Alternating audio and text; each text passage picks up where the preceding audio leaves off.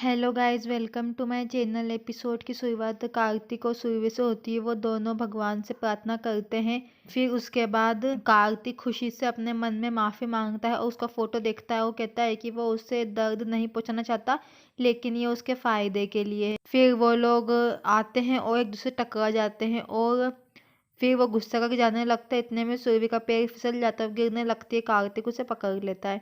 फिर जैसे ही हेमा फ़ोन पे बात करती है, वो हॉल में आती है और ज़ोर से बोलने लगती है। खुशी सब कुछ सुन लेती है और हैरान हो जाती है और वो जाके गणपति की मूर्ति के पीछे छुप जाती है। फिर जब जतिन आता है तो वो पूछता है कि खुशी कहाँ है। फिर वो लोग हर जगह उसको ढूंढते हैं, लेकिन खुशी छुपी रहती है। फिर खुशी धीरे से निकलकर स्टोर रूम के तरफ जाती है और वहाँ जाकर छिप जाती है ताकि वो उसे कोई ढूंढ ना सके।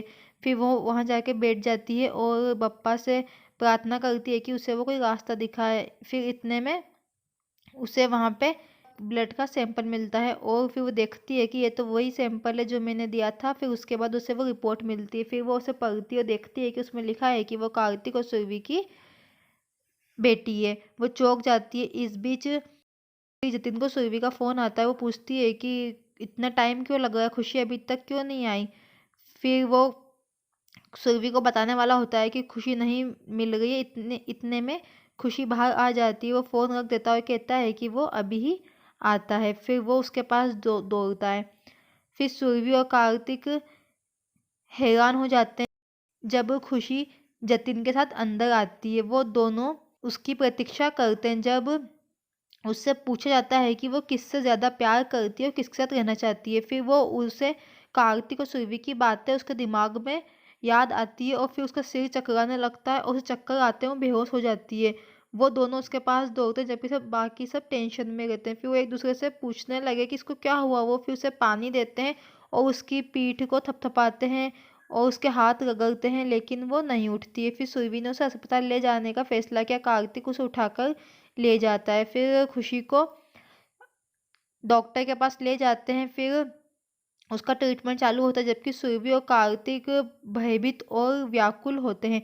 जैसे ही उसे अंदर ले जाया जाता है, वो दोनों टेंशन में रहते हैं। कार्तिक सुरभि को आश्वासन देता है कि उसे कुछ नहीं होगा क्योंकि वो उसे कुछ भी नहीं होने देगा। वो उसे इस तरह देखकर हैरान है।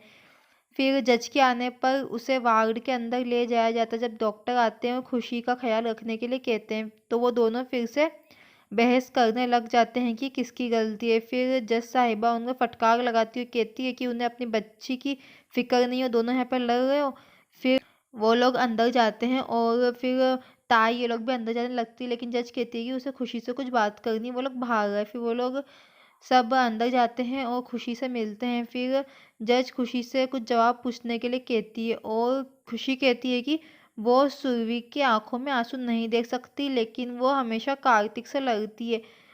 जज चौंक जाती है और पूछती है कि क्यों। वो कहती है कि वो एक अनाथ है और इसलिए उसे एक अनाथालय भेज जाना चाहिए। वो यहाँ पे नहीं रहेगी क्योंकि यहाँ पे रहती है तो उसकी मम्मी और कार्तिक हमेशा लड़ते हैं। ये सुनकर वो सब सहम जाते हैं कि वो अनाथालय जाने की बात कर रही है।